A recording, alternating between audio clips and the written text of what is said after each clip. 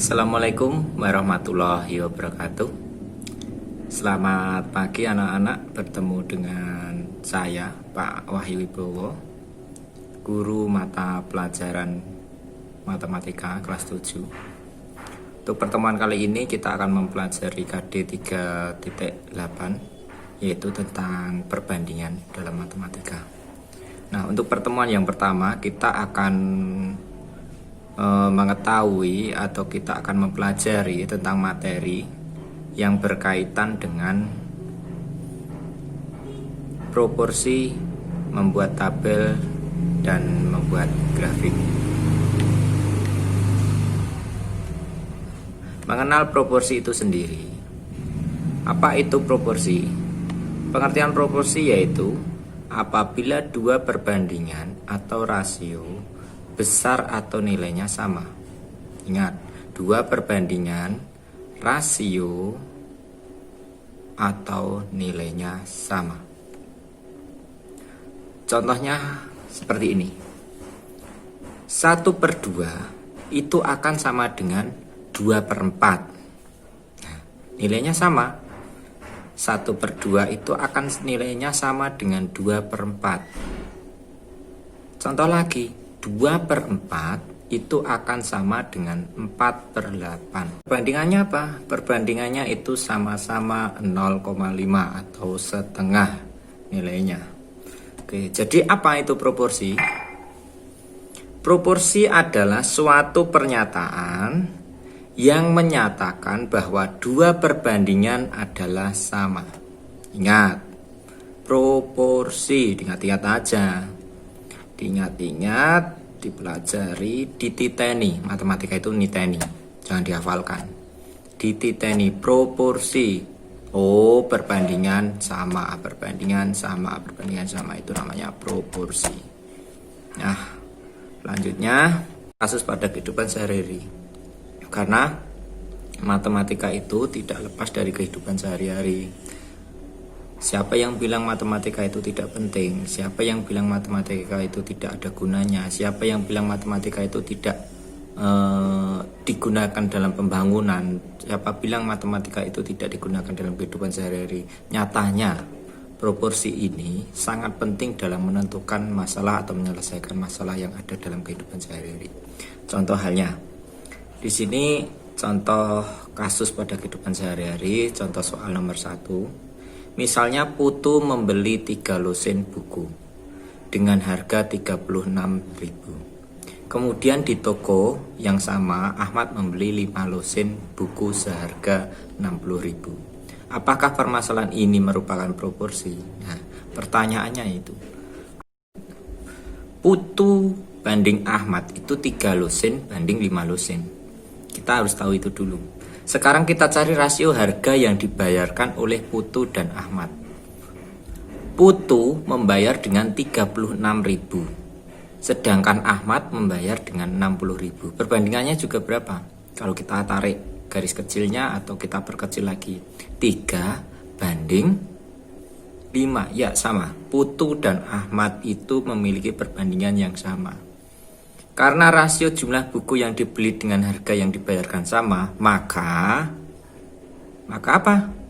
Maka masalah di atas merupakan contoh dalam kehidupan sehari-hari yang proporsi.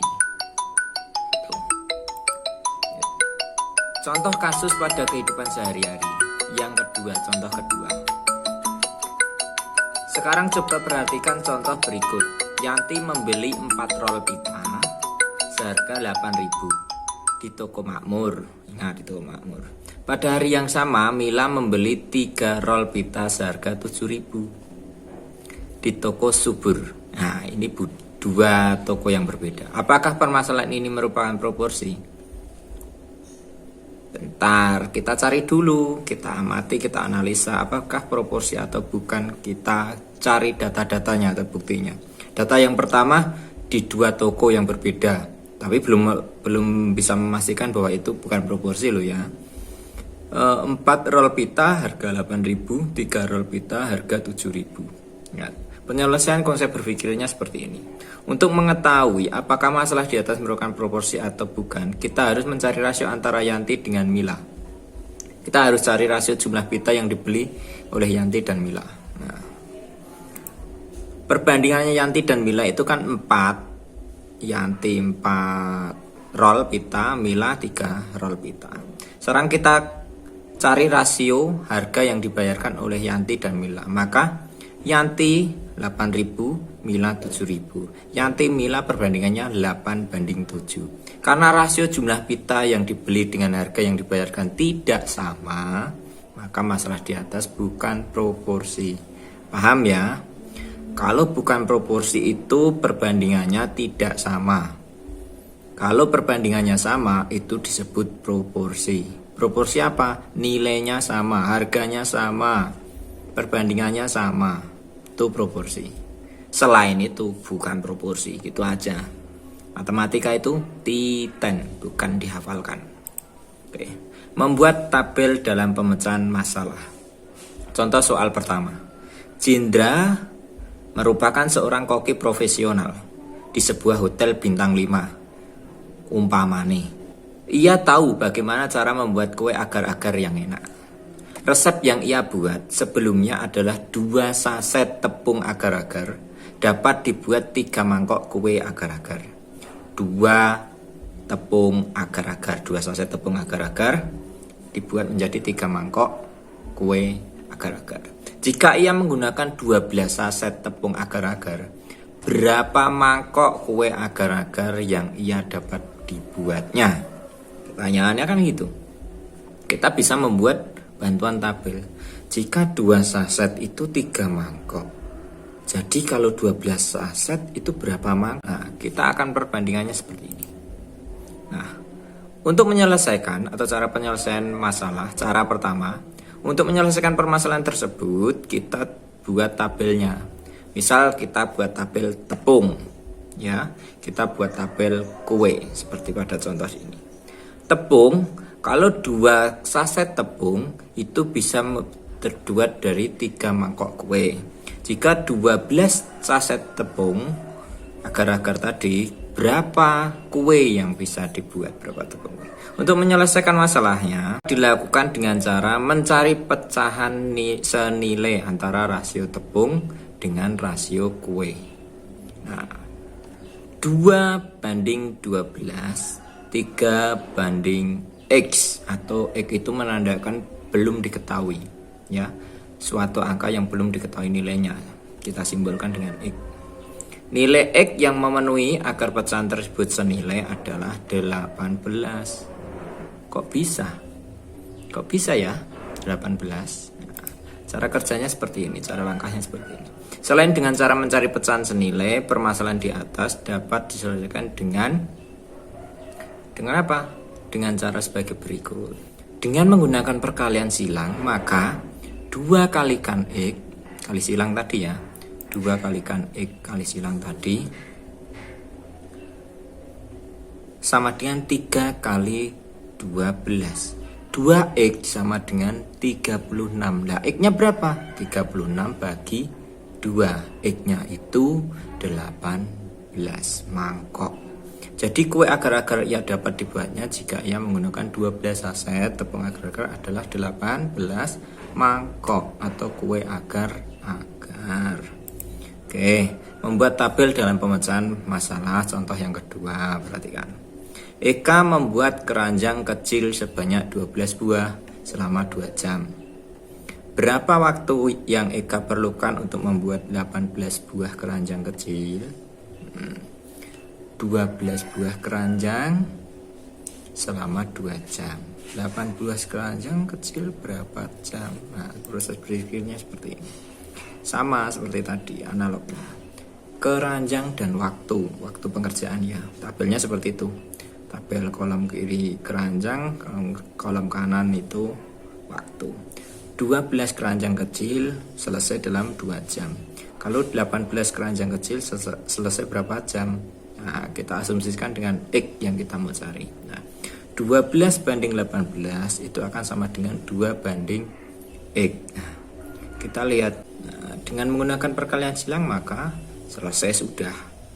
Jadi waktu yang Eka perlukan untuk membuat 18 buah keranjang kecil adalah 3 jam. Mudah diingat.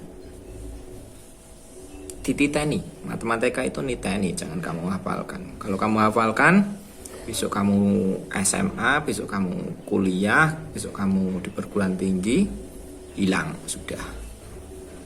Niteni, matematika itu niteni. Oke. Lanjut. Grafik perbandingan senilai. Perhatikan.